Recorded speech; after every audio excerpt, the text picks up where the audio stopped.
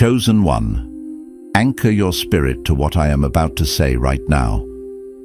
That feeling sitting in your chest, the one that has been there for days, maybe weeks, it is not confusion, it is completion. The enemy has been working overtime this week for one reason and one reason only. He knows you are standing at the last line of the last page of this chapter, and he is desperate to make you flip back to the beginning and read it again. But I came to deliver a verdict. It is over. Not almost over. Not about to be over. Over. You will never have to go through that again. You did not find this recording by accident. The algorithm did not bring you here. The Holy Spirit did. This is a divine appointment, scheduled before the foundations of the earth for this exact moment in your life. You are standing at a threshold most people never reach because they turn back 3 steps before the door opens. You did not turn back. Stay until the very last second of this message, because in the next few minutes I am going to hand you the legal decree that closes the door on that season permanently. I am going to walk you through the exact evidence that proves you won, even on the days you were convinced you were losing. And at the end, I am going to give you the declaration that seals this conclusion shut, so the enemy cannot reopen it. Do not click away. Your future self is begging you to stay, because if you leave now, you leave before you hear the verdict that your prayers have been building toward for months. I know what the last 72 hours have felt like. The atmosphere has not just been still, it has been strange.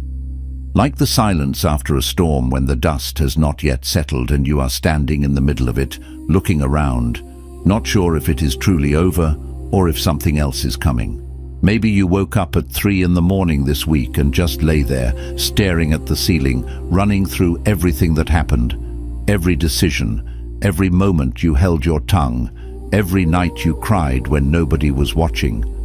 Or maybe you have been moving through your days on autopilot this week, doing what needs to be done, but carrying this unnamed exhaustion in your bones, this heaviness you cannot shake, because part of you is still waiting for the next hit.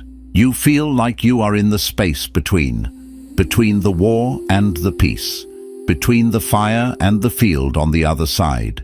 And in that space, the enemy has been whispering a very specific lie. Listen to your thoughts. He has been telling you that the reason things feel unresolved, the reason your spirit has not fully exhaled yet, is because it is not actually over. He has been replaying that moment from last week in your mind, that moment when you walked away without saying everything you wanted to say, that moment when you chose not to fight back, that moment when you let go of something that still had your fingerprints on it. The accuser is telling you that was weakness. He is telling you that your silence, your stillness, your decision to stop engaging was the thing that cost you the breakthrough. He is telling you the clock reset, that you have to do this again. But I need you to hear what the scripture actually says about this moment. Nahum 1:9 says, "What do you conspire against the Lord? He will make an utter end of it. Affliction shall not rise up the second time." Hear that. Receive that. Affliction shall not rise up the second time. The enemy wants you to believe you are in a cycle. He wants you to believe the heaviness you feel is the beginning of another round. But that is a deception designed to keep you in survival mode at the exact moment heaven is handing you rest.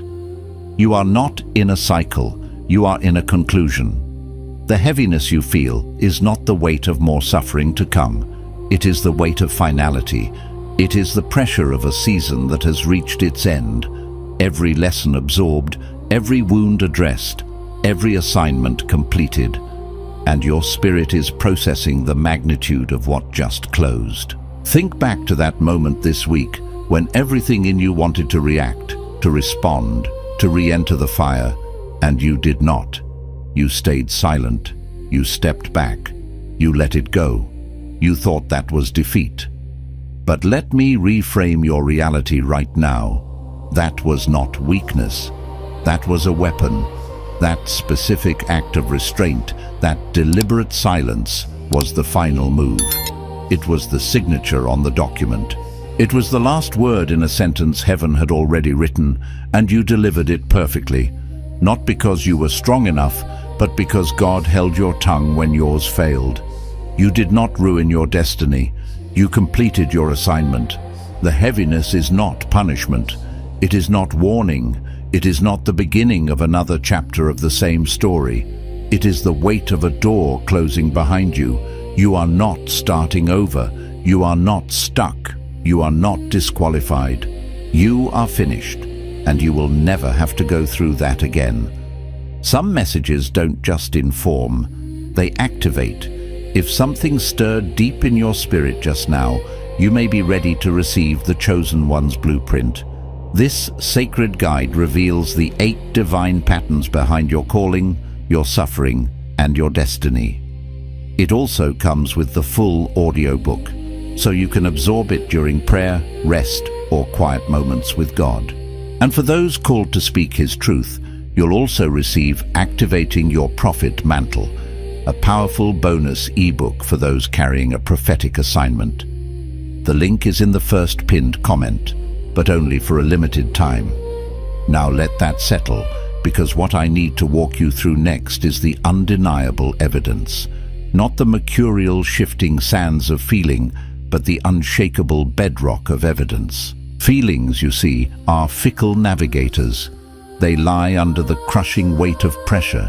They warp our perception in the chilling silence between the echoes of what was and the uncertain stirrings of what is yet to come. They can be manipulated, swayed by circumstance, and prone to collapse when the storm rages hardest. But divine evidence, the testimony recorded in the eternal archives of heaven, does not waver. It does not bend. It does not move. It is a sealed testament, witnessed by the angelic hosts. And right now, your case file in heaven is not just open, it is brimming over, filled to overflowing with the incontrovertible proof of God's hand upon your life, chronicling every step of your journey, every tear you've shed, every prayer whispered in the dark, every victory won in the hidden places of your spirit. This evidence is a divine decree that cannot be overturned. Think deeply, truly deeply, about who you were when this profound season began its arduous descent into your life. Cast your mind back to that very first pivotal moment, the seismic tremor beneath your feet, the unsettling shift where the ground you had once trusted implicitly began to yield. Remember the sickening crack in the very foundation of the thing you leaned upon, the sudden, stark realization that something fundamental was drawing to an agonizing close, whether your heart was braced for it or not. Recall that specific version of yourself standing at the precipice of that ending, the beliefs you held about your own worth, your capabilities, your very identity. What narratives shaped your understanding of God in that moment? Was He distant, angry, or merely indifferent? What vision did you cling to? Or perhaps what vision had been stripped away regarding your future? Because I assure you, with every fiber of truth within me, the person who stood there, trembling or defiant, is unequivocally not the same soul watching this message right now. That profound transformation, that inner alchemy, did not happen by random chance or a mere passage of time. It happened because you were being meticulously processed, like precious metal in a refiner's fire, like a diamond enduring millennia of pressure, like a sculptor chipping away at granite to reveal the masterpiece within. God was not merely observing, He was actively, intimately involved in every single stage of your becoming. There is a profoundly overlooked moment in the epic narrative of Exodus, one that most people, in their eagerness to reach the dramatic climax of the Red Sea parting, tend to rush past. After the devastating final plague, after Pharaoh's iron grip finally loosened, after the Israelites were at last released from centuries of bondage, but crucially, before they ever reached the sweeping waters of the Red Sea. The scripture records something utterly striking, a divine decision that speaks volumes about God's intentionality. It explicitly states that God did not lead them by the shortest road to the promised land. No, he deliberately, with full knowledge and purpose, took them the long way. This was not because he was lost in the vast, unforgiving wilderness. It was not because of a miscalculation in divine GPS. It was because he, in his infinite foresight, knew precisely what formidable challenges lay ahead on their journey, and he knew, with absolute certainty, that they, in their current state, were simply not ready to face it yet. The crucible of the long road was absolutely essential. He needed that extended journey to forge and build something within their character, their faith, and their spiritual resilience that the deceptively easy, short road never, ever could have. He needed to extract the lingering chains of slavery from their souls, not just from their bodies. And make no mistake, my dear friend, you too have been on this long road.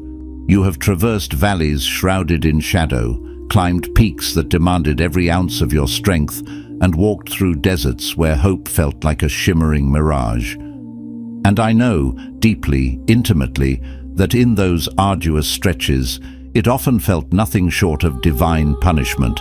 I know there were countless moments where your gaze wandered to others around you, people who seemed to be sprinting effortlessly through life, arriving at their destinations sooner, suffering far less, their paths seemingly paved with ease. And in those moments of gnawing comparison, something insidious began to whisper in your spirit. It questioned whether you had somehow missed a crucial turn, whether you had made some irreversible mistake that irrevocably rerouted your destiny onto a cursed side road.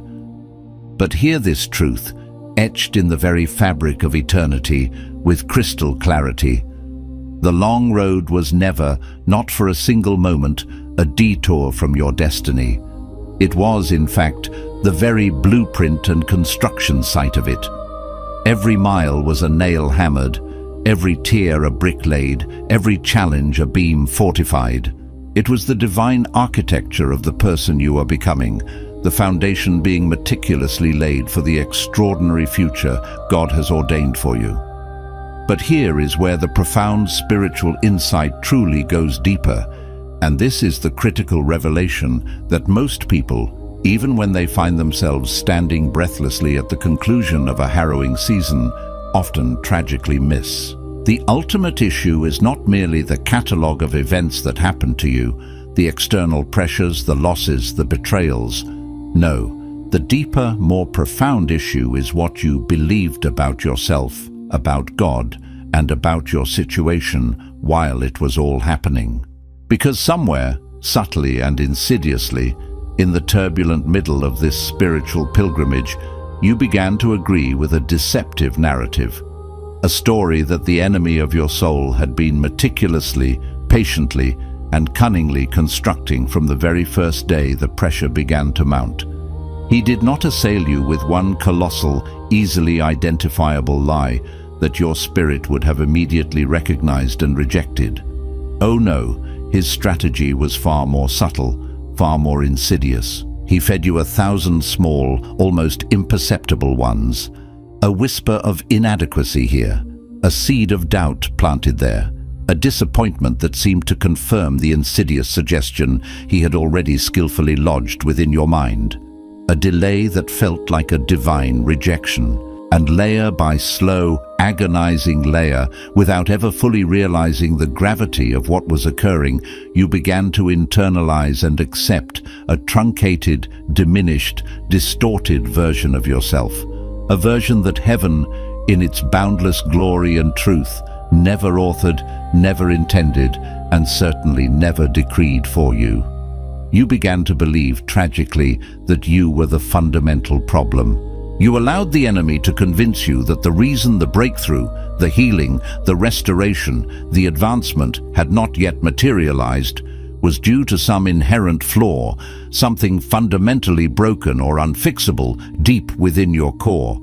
You convinced yourself that the people who abruptly departed your life were justified in their leaving, that their absence was merely evidence of your unworthiness. You started to believe that the dreams God had so powerfully planted in your heart, the ones that had not yet manifested, were merely foolish delusions, evidence that you had been arrogant or naive to even dream them in the first place. And perhaps most devastatingly, you began to interpret the profound, often bewildering silence of God not as a season of deep work, of trust building, or of gestation, but as a chilling, definitive withdrawal of His presence, His love, and His favor from your life. And I need to confront that insidious agreement, that silently formed covenant with deception, right here and right now, because you cannot, in good conscience or spiritual efficacy, stride forward into the glorious, expansive new chapter that God has prepared for you while still carrying the debilitating vocabulary, the tattered beliefs, and the heavy burdens of the old one. You simply cannot receive the abundant blessings, the unparalleled peace, and the divine assignments that heaven has meticulously prepared for you, with hands that are still tightly gripping the false verdict, the damning indictment that the enemy so cunningly handed you in your lowest, most vulnerable moment.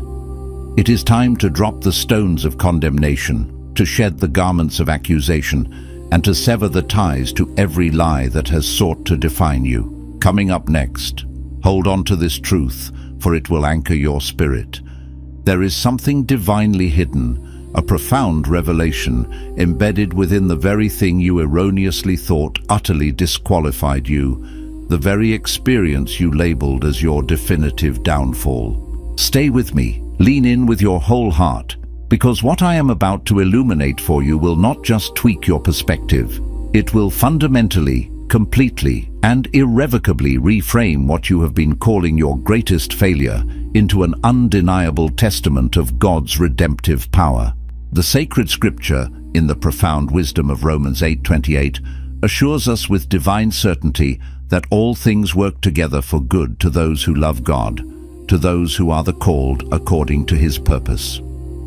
But take careful note, beloved, it does not promise that all things feel good in the midst of their unfolding. It does not declare that all circumstances look good or even vaguely promising when you are entrenched in the bewildering, often painful middle of them. What it unequivocally states is that they work together. That single word, together, is doing something extraordinarily profound, carrying an immense weight of divine orchestrating power. It signifies that the brutal betrayal that blindsided you and left you reeling, the desperate tear-soaked prayer you prayed at midnight when sleep offered no solace, the precipice of despair where you almost walked away from it all, and the courageous, faith-filled day you chose against all odds to stay, all of these disparate, often agonizing pieces are right now, in this very moment, being intricately, divinely woven. They are being meticulously stitched into a single, unbreakable, luminous thread. And when the finished tapestry of your life is finally unveiled, a masterpiece of divine design, it will bear absolutely no resemblance to the individual, isolated, often dark and confusing pieces you were once left holding separately in the seemingly endless night. Each thread, no matter how tangled or broken it once appeared, has its place in the grand, glorious design. What you, in your human frailty and limited perception, labeled as your greatest failure, that agonizing moment you have replayed in the theater of your mind more times than any other, the decision that still sends a phantom wince through your spirit, the thing you either did or agonizingly failed to do that you are convinced set you back irrevocably on your path. God, in His infinite wisdom and sovereign grace, has already threaded it seamlessly into the magnificent design of your destiny. He did not work around it, trying to circumvent the mess or pretend it never happened. No, in a display of breathtaking power and redemptive genius, He worked through it, utilizing the very cracks and fissures to embed something stronger, more beautiful, more resilient.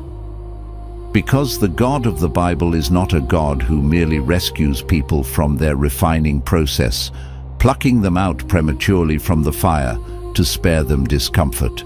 He is a God who profoundly, masterfully redeems the process itself. And true redemption, beloved, is never erasure. It is not about pretending the wound never existed or that the struggle was irrelevant. Redemption is radical, transformative metamorphosis. It means that the very wound you carried becomes the sharpest, most effective weapon in your arsenal against darkness. The deepest valley you traversed becomes the most resonant, authoritative voice you possess to speak truth and comfort to others. The thing that seemingly broke you, shattering your former self into 1,000 pieces, becomes the undeniable living proof etched into your very being that He is indeed the God who restores all things, making them new and better than before. Now, once the profound weight and liberation of that truth truly land and settle deep within the bedrock of your understanding, you are finally ready, fully prepared for what comes next.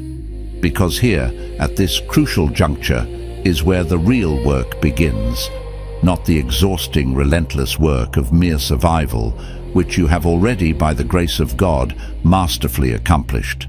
No, this is the often more challenging, yet infinitely more rewarding work of receiving.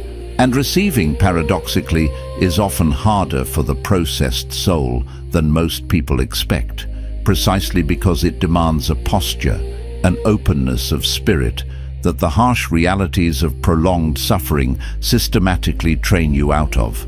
When you have been entrenched in a prolonged spiritual war, your very body learns to stay perpetually braced, ready for the next blow. Your spirit, having weathered countless attacks, learns to stay fiercely guarded, erecting formidable walls around its most vulnerable places. Your heart, having been bruised and broken, learns to stay meticulously protected, fearing any new exposure. And let me be absolutely clear. These were, in the season that demanded them, vital, God-honored survival mechanisms. They were the armor you needed, the shield you carried, the vigilant sentry at the gate of your soul. But here is the critical pivot. These very mechanisms, essential as they once were, now have the potential to become formidable barriers in the glorious season that is unfolding before you. Because what is now coming toward you, the profound, abiding peace that transcends understanding, the abundant, overflowing provision you have longed for, the complete and total restoration of all that was lost, the sacred, soul-nourishing relationships designed by heaven. These divine gifts cannot be caught, cannot be grasped, cannot be held with closed fists, tightly clenched in self-protection. They absolutely require open hands, a posture of radical vulnerability and unwavering trust. And yet, for someone who has been bruised, battered, and betrayed every single time they dared to extend those hands in hope, the act of opening them again feels terrifyingly vulnerable, almost reckless. This, my friends, is the elusive yet utterly essential transition that most people, even after enduring immense hardship, tragically never manage to fully make.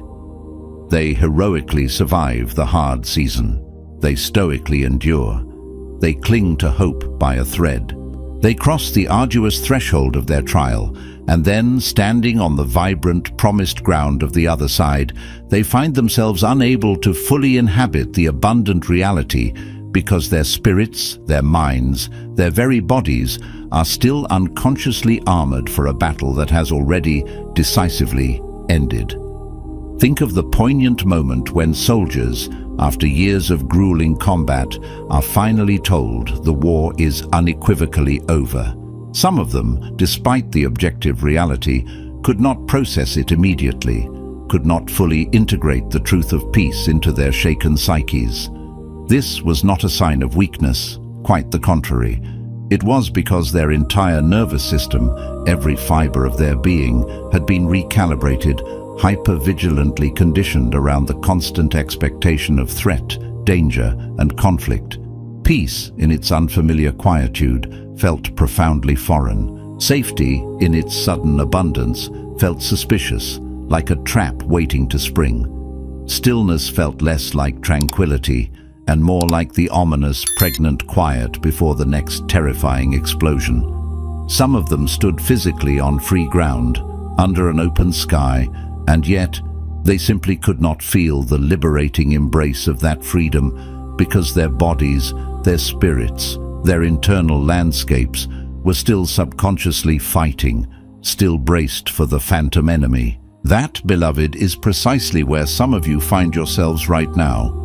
You are standing on ground that has been declared free, liberated by divine intervention, yet it feels profoundly unfamiliar, unsettling even, and the cunning enemy, ever opportunistic, is attempting to exploit that very unfamiliarity, that nascent discomfort, to whisper yet another lie, that you are not in fact truly free at all.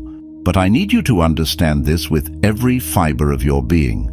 Discomfort in the initial embrace of freedom is not, I repeat, not evidence of continued captivity.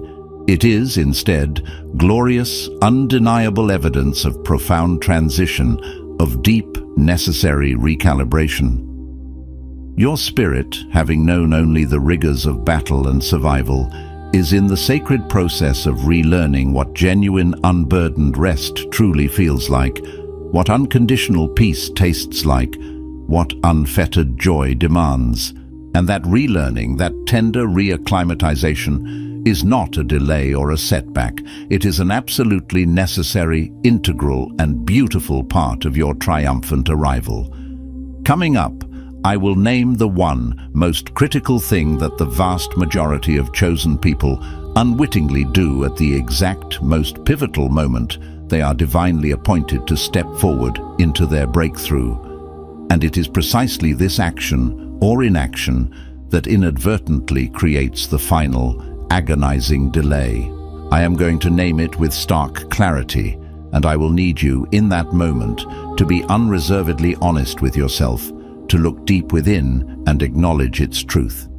But first, before we unveil that final test, this foundational truth absolutely has to land, to sink deep into the fertile soil of your spirit. For without a profound understanding of what I am about to articulate, the subsequent confrontation, the ultimate challenge, will simply not make logical or spiritual sense. There exists a crucial, often misunderstood distinction between a season merely ending and a season being fully completed. You see, a season, particularly a hard one, can indeed come to a cessation, an abrupt halt, without ever having achieved its divine purpose of completion. You can physically leave a difficult place, escape its grasp, without having truly received or integrated every single spiritual lesson, every hidden gem, every divine insight it held exclusively for your growth.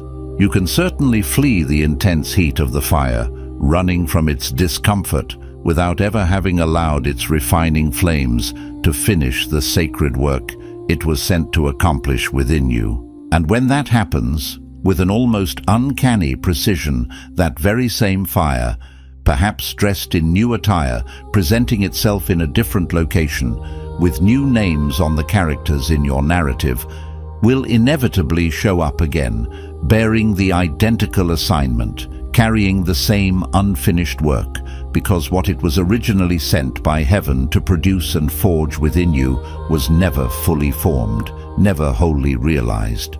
This profound yet often overlooked spiritual principle is precisely why so many sincere, chosen people find themselves caught in bewildering, frustrating, and seemingly inescapable repeating cycles they cannot, for the life of them, adequately explain.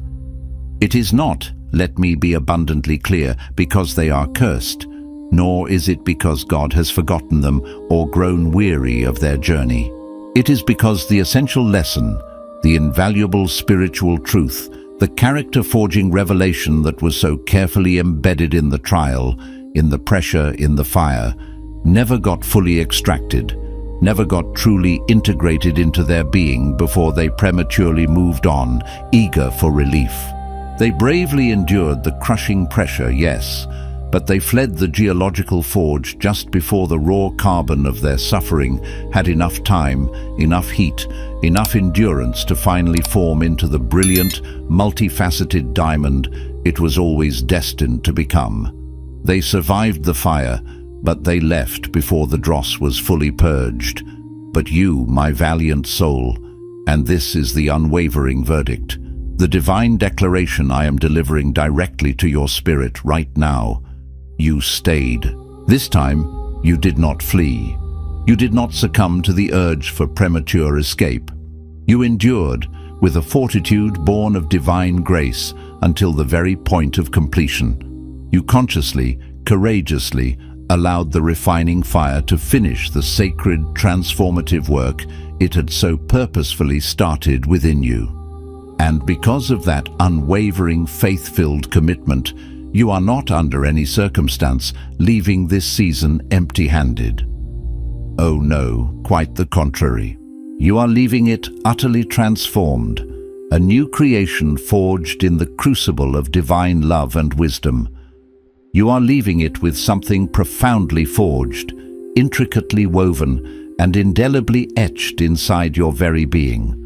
A spiritual treasure that cannot be bought with any currency, cannot be borrowed from any source, and cannot, under any attack or circumstance, ever be taken from you.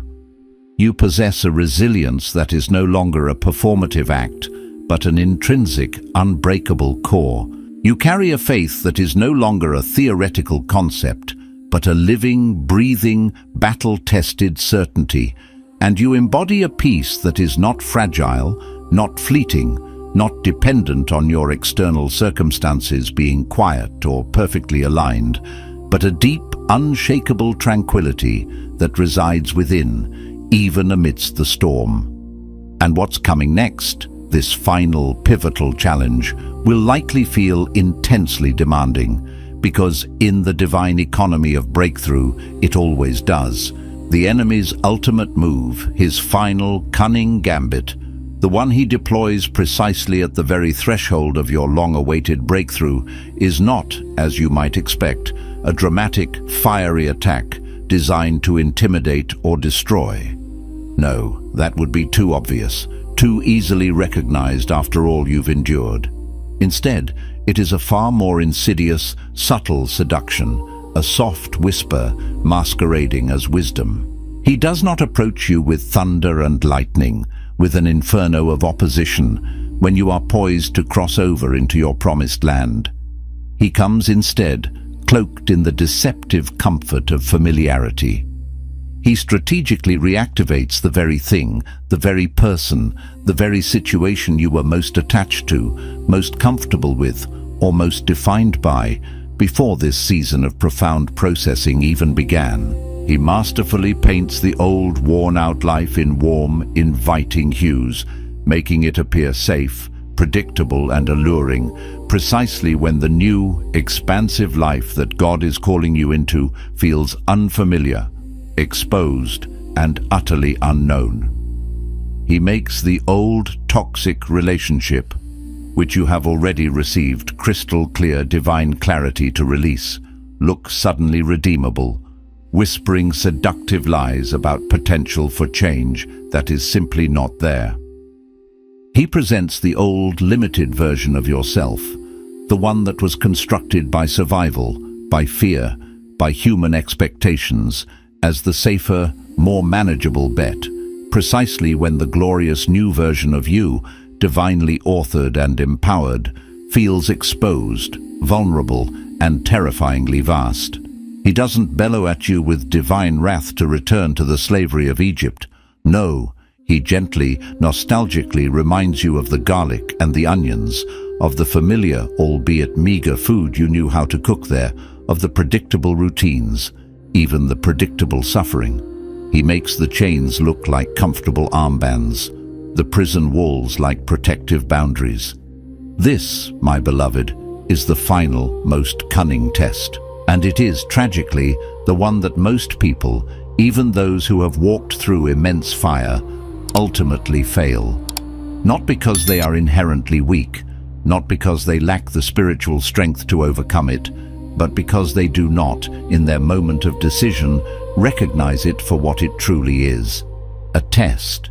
They tragically misinterpret the deep, almost gravitational pull they are feeling toward the comfortable, the known, the familiar, as genuine wisdom. They label it as discernment, thinking they are being spiritually prudent. They call it caution, believing they are exercising responsible restraint. They even skillfully dress it in eloquent theological language, speaking of waiting on God's timing, seeking clarity, or not running ahead of Him. But if you are brutally honest with yourself, if you strip away all the comforting justifications and look squarely into the mirror of your soul, and I am asking you, imploring you right now in this sacred space, to be utterly, uncompromisingly honest with yourself, some of you are not genuinely waiting on God's perfect timing. You are, in reality, waiting for a divine permission slip, a celestial stamp of approval, to retreat, to go back to what was comfortable, to resurrect what God has already buried. And let me tell you, with undeniable spiritual clarity, that is not the audacious, faith-filled patience of a disciple. That, dear one, is raw, unadulterated fear, subtly wearing the comforting, deceptive language of patience. Here is where I need to confront a profound, often uncomfortable truth that most people, even in their deepest spiritual quests, never expect to hear, let alone acknowledge. The primary thing that has been, and continues to be, blocking the full, unbridled manifestation of your breakthrough, the complete unfolding of heaven's promises over your life, is not, as you might instinctively assume, the overt attacks of the enemy. It is not the lingering shadows of your past traumas, nor is it the pain inflicted by the people who wounded or abandoned you. While these elements have certainly played a part in your journey and required healing, the ultimate, most pervasive block is, surprisingly, your deep-seated loyalty to a version of yourself that God, in His infinite wisdom and relentless love, has already definitively outgrown. You have been, perhaps unconsciously, perhaps fiercely, protecting an identity, a rigid way of seeing yourself, a well-rehearsed role you have played in the drama of your life, a carefully constructed story you have repeatedly told yourself and others about who you are, what you are capable of, and what you ultimately deserve. And that identity, as familiar as it may be, is now far too small, too restrictive, too limiting for the expansive, extraordinary destiny God is actively leading you into. And somewhere, deep within the intuitive knowing of your spirit, you know this truth. You have felt its insistent tug, its quiet whisper, its profound unsettlement. But releasing it feels terrifyingly akin to losing something precious, a part of yourself, rather than gaining absolutely everything. This is because that old identity, as ultimately limiting and suffocating as it truly was intensely familiar. It had defined edges you could feel, boundaries you understood. It neatly fit the confined container of the life you had meticulously built around it, offering a false sense of security in its predictability. But hear this, for it will shatter every remaining false ceiling. God is not merely calling you into a slightly bigger, marginally improved version of your old life. He is not simply adding an extension onto your previous existence. He is summoning you with divine authority and boundless grace into an entirely different dimension of living, a completely new paradigm, a realm of existence that operates by His rules, His power, and His unfathomable love. And the sacred narrow door between where you were in the comfort of your past identity and where you are powerfully going into your divine destiny is simply not wide enough for you to carry that old, limiting self through it. Something fundamental, something profoundly cherished, has to be deliberately and courageously laid down at that sacred threshold. This is not because God is punishing you for who you used to be, for He is a God of grace and unconditional love. Rather, it is because the magnificent, divinely empowered person you are rapidly becoming cannot, by divine decree, coexist with the self you have been rehearsing, clinging to, and protecting for so long. The new wine requires new wineskins. This then becomes the final, most profound act of surrender. It is not the desperate surrender you performed at the very beginning of this arduous season, the one born of utter exhaustion and a lack of any other viable options. No, this is the sovereign surrender of conscious, empowered choice. This is the radical surrender that looks at the old, familiar identity, recognizes its limitations, and boldly declares, I could cling to this. I could hold on to this comfortable, predictable version of myself and this known life, but I am consciously, courageously, and willingly choosing to release it. Why?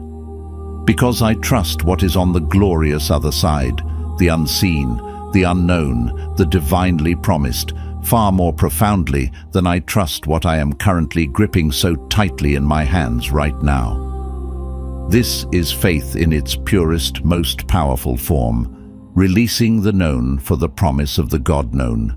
And once that profound, chosen release finally occurs, once that insidious, self-limiting agreement with a false identity finally, irrevocably breaks, the suffocating weight you have been unknowingly carrying does not just merely lighten by a fraction. Oh no, it lifts completely, effortlessly, as if an invisible, oppressive burden was instantly removed from your shoulders, because you were never, not for a single moment, meant to carry it.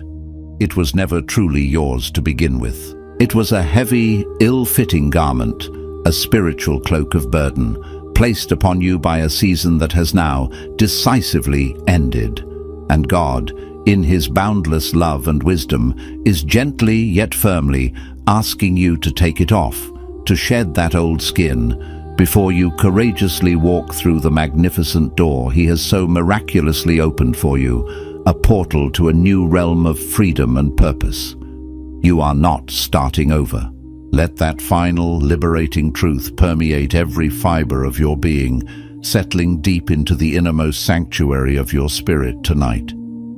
This is not the disheartening beginning of yet another long, arduous road, a repetitive cycle of suffering.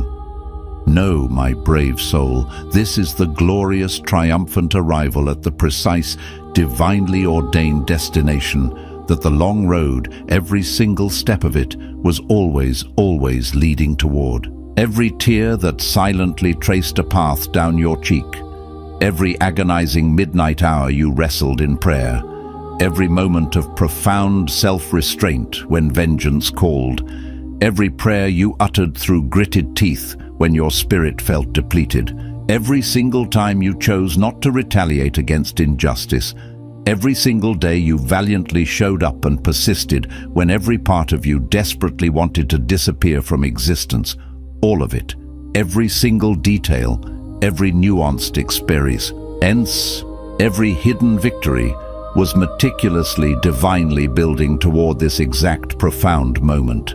This is not a frustrating detour, a tangential diversion from your true path. This is unequivocally the address. You have arrived. So before you go tonight, before you click away from this message and step back into the flow of your daily life, I want to invite you to do one profoundly significant thing. Place your hand firmly on your chest. Feel the rhythmic, undeniable thump of your own precious heartbeat, that miraculous heartbeat that survived absolutely everything thrown its way, that heartbeat that never for a single moment ceased its life-giving rhythm, even when, in your deepest despair, you wanted it to. And with the full, unshakable authority of someone who has valiantly walked through the cleansing, refining fire and emerged victorious and whole, on the glorious other side. Speak this powerful declaration over yourself. Let these words resonate not just in your mind, but vibrate through every cell of your being. a divine decree from your own lips.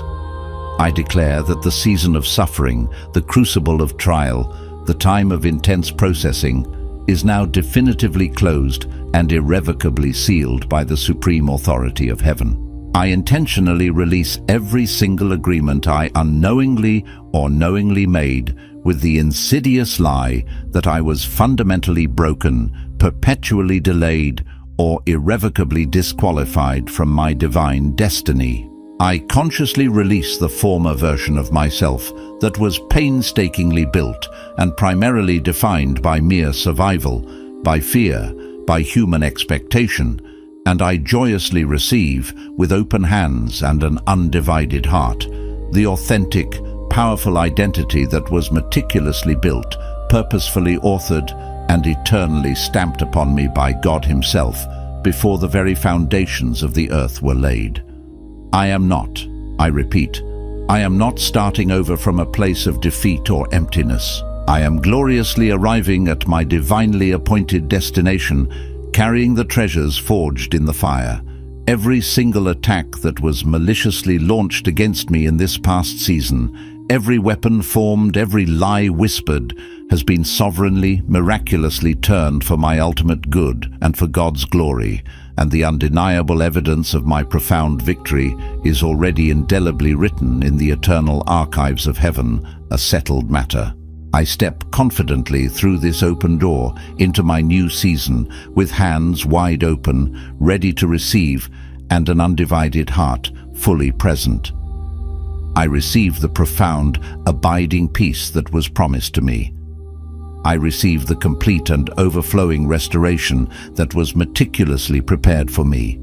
I receive this next glorious chapter of my life with the full, unshakable understanding and knowing that I have been unequivocally chosen, I have been divinely processed, and I have been eternally approved by the King of Kings.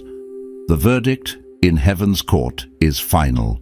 It is finished, and by His grace and power, I will never, ever have to go through that again. If this message resonated deep within your soul, if it powerfully confirmed what your spirit already intuitively knew to be true, then I urge you, with a sense of divine urgency, to share it with someone who is currently standing at their own daunting threshold, perhaps feeling lost or overwhelmed. They may not have found this vital truth on their own, but you, my friend, were meant to carry it to them, to be a beacon of hope in their wilderness. And if you yearn to go even deeper, to unlock a more profound understanding of why your life unfolded in the precise way it did, to grasp the intricate tapestry of God's plan, and to discern with crystal clarity what incredible, powerful things God is actively activating and unleashing in this next season of your life, everything you need to embark on that journey of profound revelation is waiting for you in the first pinned comment below.